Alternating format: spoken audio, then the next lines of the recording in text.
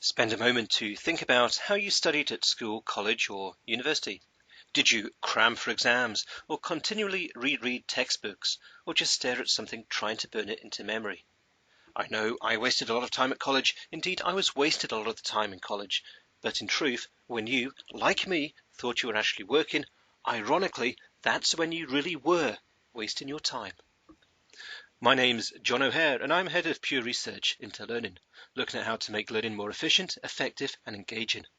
As part of the MLP, the Model Learning Programme, I've been asked to make this video to explain the basics of effective adult learning and round up the scientific research into how adults learn best.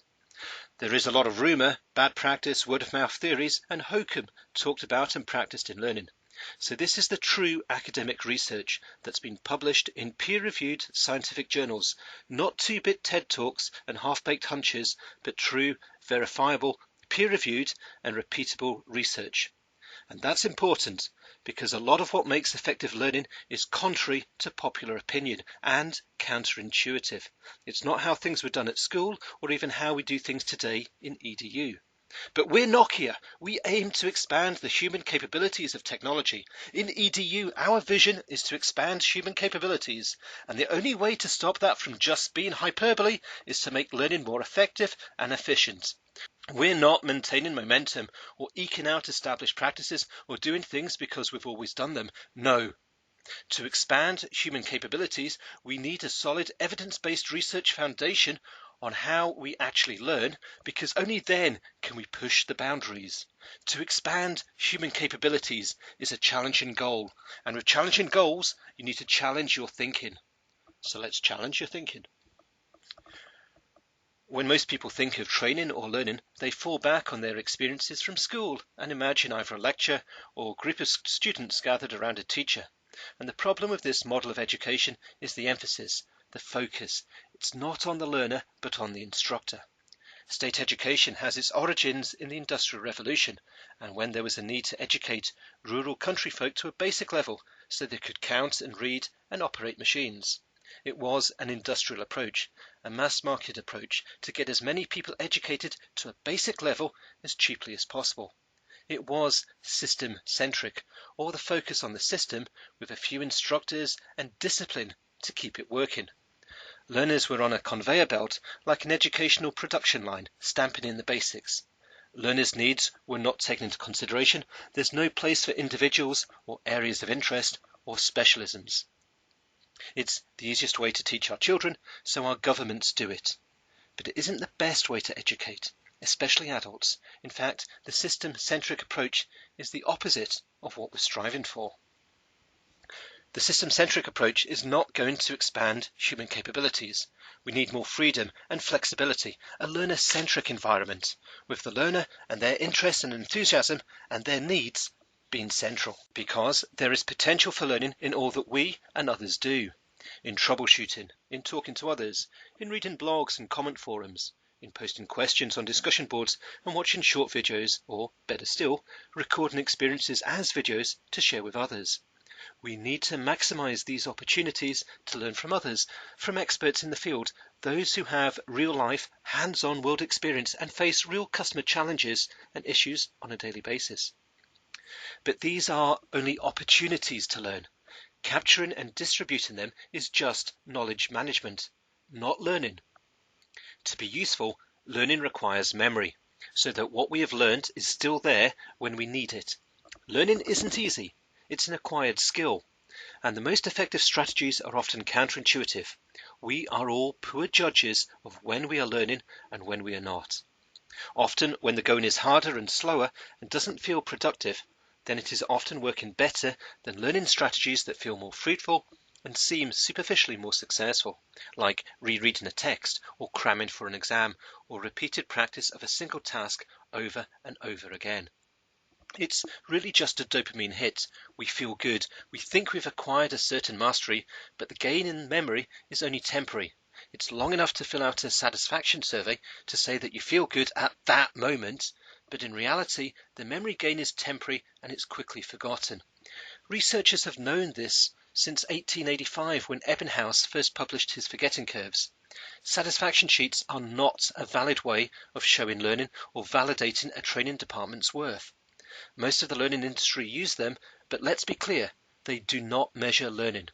Because to have any relevance in a modern business, a centralized training department must become experts in helping people learn. The recently deceased Alvin Toffler said that the illiterate of the 21st century won't be those who can't read or write, but those who can't learn, unlearn, and relearn. And this is so true in the fast-moving industries in which Nokia operates. We need highly efficient and effective evidence-based strategies for learning to replace the less effective but widely accepted practices that are rooted in theory, law, and intuition, and that make up the core of our service. To gain the edge over our competitors, we need learning to be a strategic asset. And that means doing things better and probably differently from what others are doing. And that means really understanding how people learn. So here's a roundup of the science into adult learning. Andragogy is the study of adult learning. Pedagogy is the study of general learning, and most research is into child-based learning to support school systems. So andragogy is more targeted at adult learning. The key findings are that adults need to know why they need to learn something. So they learn best when a topic is of immediate value or they can relate it to existing knowledge. Adults approach learning as problem solving. They need to learn experimentally, and being adults, they expect to take responsibility for the decisions, and self-directed learning is best, as are case studies and simulations. Posing questions prior to learning or struggling to perform a task without guidance before being taught actually makes the brain more receptive, so the subsequent learning is stronger. Adults don't like to be spoon-fed. They revel in challenge and progressive challenges. Instructors get best results when acting as a facilitator, helping the learner discover rather than just lecture and grade. Reviewing neuroscience and brain-based learning studies show that all humans want to understand, and the understanding of meaning is more important than just information. It's essential to build patterns, connect with and adapt existing mental models. Learning occurs by seeking patterns and making connections. Constant low-level testing or quizzes are essential for challenging the brain to recall what has been learned and so forming long-term memories, and also identifying weak areas or areas you don't know so well for further study. The brain is social, so it develops best with others and in discussions. It's good to take time to reflect on what you've learned, to let it sink in, and relate it to past experiences or your existing mental models. If any learning is summarized in a format that's easy to share, then it highlights what you know and what you don't, allowing you to work on your weaker areas. It's win-win for everyone. For the one who creates the summary microlearning content, they gain a complete picture and a stronger recall, and it assists others who subsequently access it, so it's win-win. Complex learning is enhanced with challenge, which leads on to incentive-centered design, ICD. ICD achieves better results. It's the science of system design to align incentives and direct motivation towards system goals. It's used to induce desirable behaviors like engagement, participation, and cooperation by rewarding positive actions. It's the gamification of learning, where challenges are set and rewards, levels, and status are attained through success. And that's what true gamification is. It's not a leaderboard or a high score table or collecting magic stars, but progressive challenge. That's the key to learner engagement. So learning is an active process, not sitting at the back of a class, because where learning occurs is very important. Learning is a function of the activity, context, and culture in which it occurs.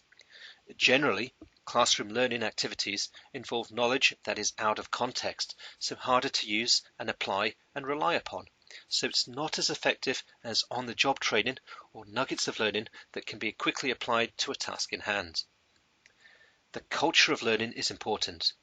We are all used to working in teams with different skills and strengths. People like to be recognized within any team for their skills and enjoy getting more involved in a community as their skills grow. As they grow and develop, they help others learn what they've just learned and pass on their skills. It's a culture, a family, and that's what heutagogy advocates, the principles of self-determined and self-driven learning. Learning occurs as a result of personal experiences. It's an active and proactive process, and more importantly, the more you learn, the better you get at it. And the development of capable learners, people who are able to learn and research and have a drive to learn, is a vital component of any adult learning system. We shouldn't spoon-feed adults, but test and challenge them and get them to recall previous learning regularly so that it's not forgotten. Now, cognitive load theory suggests that the more information that is delivered at one go, then the less likely you will actually learn what's been taught and will not be able to recall or use that information later because the short-term working memory can only retain a certain finite amount of information. And it can only absorb and retain the information effectively, provided it doesn't overload the mental capacity. So micro-learning, or nuggets, and bite-sized chunks are best. Feedback is interesting. You would think that immediate feedback is best, but actually delaying the feedback by a little time actually strengthens the learning process because your brain has moved on and is focused on something else and then needs to struggle to recall the event that the feedback is referring to. Revisiting that memory strengthens the neural pathways, making the memory stronger. To make learning stick, we need to make the brain think and struggle and revisit memories of the learning so that they can be hardwired and transfer from the short-term memory into long-term memory. The harder the brain thinks, the better the learning. For this reason, fill-in-the-blank type questions are better than multiple-choice type questions because you're forcing the brain to recall. You're making it work. Time-spaced repetition does this by firing out questions in the days and weeks after your learning event so that your brain recalls the event, strengthens the memory, and makes it easy to recall later and use it. And if you're in the middle of something and the question comes out of the blue, then that's even better because your brain has to jump and struggle to recall. And that's what creates learning that can be at the tip of your fingertips and ready to use whenever it's needed. Gathering together all the key points from all these studies and academic research shows that effective adult learning is not our traditional view of classroom-based training. Effective adult learning will be given just in time, and so it's relevant, and you can see the need for it. It will be task-based in small chunks or modules or nuggets. It will be challenge-based with problem solving and with a progressive challenge for engagement and to show mastery. And it will be social, so you can share and learn with and from others. And the learning will be continuous, not a one-off event, but for the days and weeks afterwards, questions will be fired out to cement and strengthen its memory so that the learning is stronger and not forgotten. That's what will make efficient, effective, and engaging adult learning. Using these principles will give us the edge over our competitors and succeed in a fast-moving, high-technology industry. Using this scientific bedrock is how we can expand human capabilities through learning. So to summarize this into 4 key takeaway points. If it's hardwired. Easy in, easy out. No pain, no gain. So learning isn't easy. Just rereading or watching a video isn't effective learning because it is quickly forgotten. Within a day, most of it will have gone. It's almost a waste of time. Test to be the best. You need to challenge the brain to recall what it knows, and this creates long-term memories, which is what learning is actually made up of. Low-level testing and quizzes are the easiest way to do this. Use it or lose it. You need to try to recall what you remember from the learning afterwards and regularly, or else it will be overwritten in the brain and forgotten. Practice as you play, play as you practice. Don't just focus on one area when you're studying, but on other subjects at the same time. This makes the brain work harder, so you get better, longer-lasting memories. But also those memories are easier to recall during the chaos and randomness of a normal working day, when you actually need to use them. It's harder, but it gets better results. So listen carefully, and I'll repeat the 4 key takeaway points again. If it's hardwired. Easy in, easy out. No pain, no gain. Test to be the best. Use it or lose it. Practice as you play, play as you practice.